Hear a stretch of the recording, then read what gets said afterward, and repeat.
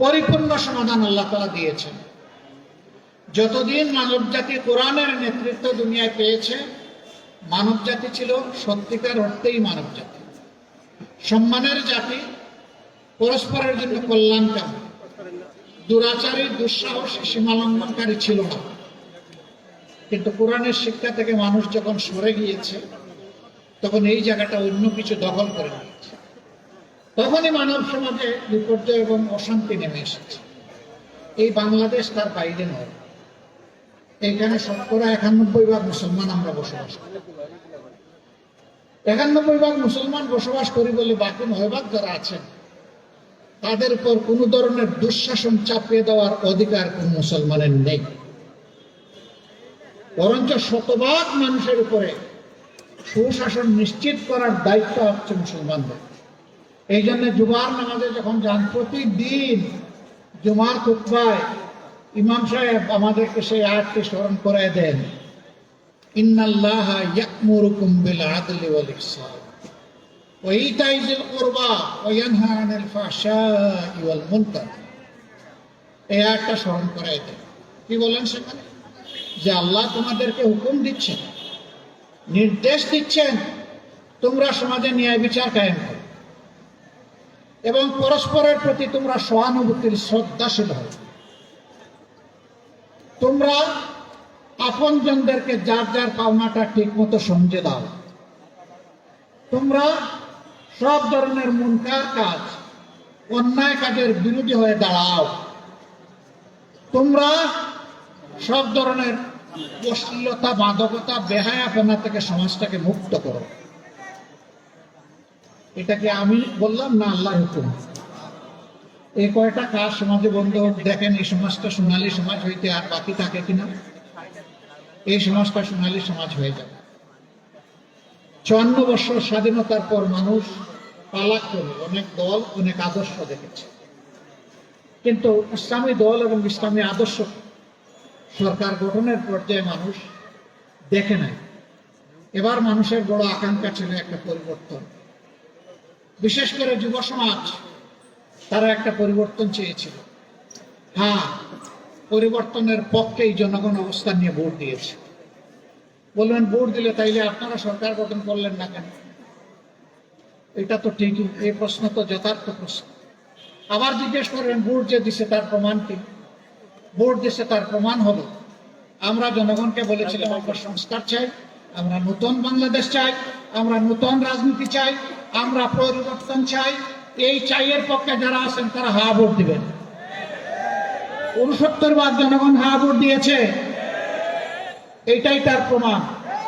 যারা এখন ক্ষমতায় আছেন তারা বলেছেন তারা না ভোট দিবেন, তারা না ভোট দিয়েছেন, এইটাই প্রমাণ তারা সংখ্যাগরিষ্ঠ মানুষের ভালোবাসা এবং ভোট পান নাই।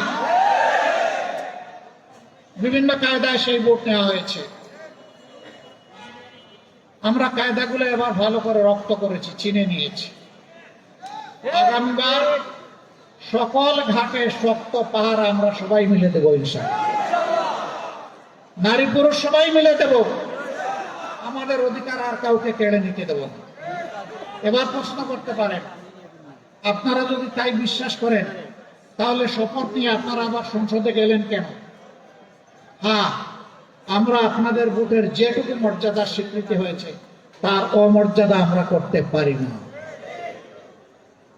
আমরা সংসদে গিয়ে আমাদের পক্ষে কথা বলবো না, ইনশাআল্লাহ জনগণের পক্ষে কথা বলবো এবং আপনাদের অধিকার আদায় করে ছাড়ার চেষ্টা করব। কিছু লক্ষণ ভালো, যে কেউ ভালো কাজ করে আমরা তাকে ধন্যবাদ দেব। আমরা সবার আগে বলেছিলাম আমাদের এমপি মন্ত্রী কেউ হলে সরকারি প্লট নিবে না, বিনা ট্যাক্সের গাড়ি আমরা চড়বো না। আলহামদুলিল্লাহ আমাদের রাস্তা ধরে সরকারি দল একই ঘোষণা দিয়েছে, তাদেরকে অভিনন্দন। আমরা বলেছিলাম প্রবাসের রেমিটেন্স যোদ্ধারা মারা যাওয়ার পরে তাদের লাশ নিয়ে আর টানাটানি ঠেলাঠেলি হবে না। আমরা সম্মানের সাথে রাষ্ট্রীয় দায়িত্ব এবং খরচে আমাদের ঘাড়ের উপর তাদের পবিত্র লাশ বাংলাদেশে নিয়ে আসব। বর্তমান সরকার একই ঘোষণা দিয়েছে, তাদেরকে অভিনন্দন। আমরা সরকারকে বলবো মানুষের সবচেয়ে বড় অধিকার ভোটের অধিকার, এটা হরণ করা হয়েছে, আগামীতে এটা যেন হরণ করা না হয়। তারা যদি এইটা হরণের পথ থেকে সরে আসেন, আমরা তাদেরকে আরেকবার অভিনন্দন জানাবো। হ্যাঁ, জনগণের ভোটে তারা যদি 100 ভাগ ভোট পেয়ে নির্বাচিত হয়ে যান, তখনও তাদেরকে আমরা অভিনন্দন জানাবো। কিন্তু ইঞ্জিনিয়ারিং করে, কায়দা করে, ইলেকট্রিসিটি বন্ধ করে দিয়ে আপনাদের পাশে ঘটেছে, বাসন থেকে কারেন্ট বন্ধ করে দেওয়া হয়েছে, নয়সয় করা হয়েছে। আমরা এগুলো আর দেখতে চাই না। দেশের বহু জায়গায় গায়ের জোর খাটিয়ে আমাদের এজেন্টদেরকে বের করে দেওয়া হয়েছে। আমাদের এজেন্টরা রক্তের বিনিময়ে ভোট চায় নাই, এই জন্য তারা ছেড়ে দিয়ে চলে গেছে। আগামীতে মানুষের ভোটের অধিকারের পক্ষে জীবনের বিনিময়ে হলে আমরা দাঁড়িয়ে যাব ইনশাআল্লাহ। আপনারা দোয়া করবেন। অনেকে শরিয়ার শাসন শুনলে ভয় পান। আমি বলি, আমরা যাকে আইন বলি, ইংলিশে তাকে ল বলে, আরবিতে তাকে শরিয়া বলে। তো আইন ছাড়া কি কোনো দেশ চলবে না? দেশের জন্য তো একটা আইন লাগবেই। সেই আইনটা হতে হবে সবচেয়ে ভালো আইন।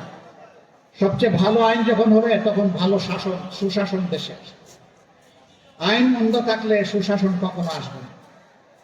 এই পবিত্র রমজানের মাসে আমরা সরকারি দলের প্রতি আরেকটা আহ্বান জানাই, কমপক্ষে চাঁদাবাজিটা বন্ধ করে। আরেকটা বড় অভিনন্দন জানাবো। কিন্তু যদি বন্ধ না করেন, আমরা জনগণকে সাথে নিয়ে প্রতিরোধ গড়ে তুলব ইনশাআল্লাহ।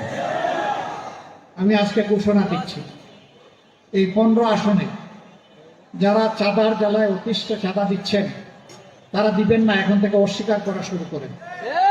কোন জায়গায় বাধা দিলে আমাদেরকে ডাক দিবেন, আমরা এসে আপনাদের পাশে দাঁড়িয়ে যাব। সবাই মিলে আমরা একসাথে ফাইট করবো ইনশাআল্লাহ। শুরু করতে হবে আপনাদের জায়গা থেকে। নীরবে দিয়ে যদি স্বীকার না করেন, ভাই আমরা তো কিছু করতে পারবো। প্রতিরোধ, প্রথমে প্রতিবাদ, তারপরে প্রতিরোধ ইনশাআল্লাহ। আমরা এইভাবেই চালিয়ে যাব। সম্মানিত বন্ধুগণ, আমি কথা দিয়েছিলাম যে আমরা নির্বাচিত হলে এখানে সবাই মিলে পরামর্শ করে এই আসনের সমস্যাগুলো ইনশাআল্লাহ আমরা দূর করব। আমি কথা দিয়েছিলাম, যদি বাংলাদেশে সরকার গঠনের সুযোগ আমরা পাই, তাহলে সারা দেশে একটি কাজ করব। আমি কথা বলেছিলাম যে মাসে একদিন আপনাদের সরাসরি মুখোমুখি হব, আপনাদের কথা শুনবো, আপনাদের প্রশ্ন শুনবো, আপনাদের সমালোচনা শুনবো, আপনাদের পরামর্শ শুনবো। সব শুনে আমরা পরবর্তী কর্মপন্থা আমরা নির্ধারণ করব। ভুল করলে সরি বলবো, ভালো করলে আপনাদের কৃতজ্ঞতা আদায় করবো। ওই ভালোটা আপনারা ভোট দিয়েছিলেন বলে আমরা করতে পারছি না, ওইলে আমরা পারতাম না। এটা আপনাদের হক, আপনাদের কাছে কৃতজ্ঞ থাকা আমাদের দায়িত্ব। ইনশাআল্লাহ নারী পুরুষ নির্বিশেষে এই আসনে আমরা এক যুগে আসনটাকে সুন্দর, পরিচ্ছন্ন একটা মডেল আসন হিসেবে গড়ে তোলার জন্য আমরা চেষ্টা করব। আপনারা যেমন পাশে ছিলেন তেমন পাশে থাকবেন, আমাদের জন্য দোয়া করবেন। আমরা যেন অনাচার, অন্যায়, দুর্নীতির সাথে নিজেরাই জড়িয়ে না পড়ে, আমাদের একজন সমর্থকে যেন জড়িয়ে না পড়ে। আল্লাহ যেন আমাদেরকে হেফাজত করেন। মানুষের আমানত যেন আমরা মানুষের ঘরে পৌঁছে দিতে পারি, সেই তৌফিক চেয়ে আজকের এই মাহফিলে আপনারা এসে হাজির হয়েছেন, আমাদের ডাকে সাড়া দিয়েছেন। আমি আশা করব এটি শেষ নয়, এটি বিগিনিং, আজকে শুরু। ইনশাল্লাহ আমাদের পথ শোনা মিলেমিশে এভাবেই হবে। আল্লাহ আমাদেরকে তৌফিক দান করুন। আপনাদের মাধ্যমে যারা আসতে পারেননি, আপনাদের পরিবারের সদস্য, আপনাদের পার্শ্ব সাথী, আপনাদের প্রতিবেশী এবং আপনাদের বন্ধু বান্ধব, সবার কাছে আমাদের সালাম, দোয়ার দরখাস্ত। আল্লাহ হাফিজ।